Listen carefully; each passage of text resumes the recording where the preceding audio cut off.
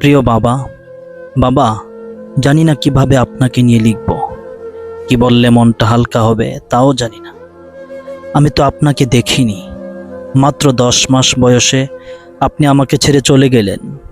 সে থেকে শুধু শুনে এসেছি তোমার বাবা খুব ভালো মানুষ ছিলেন।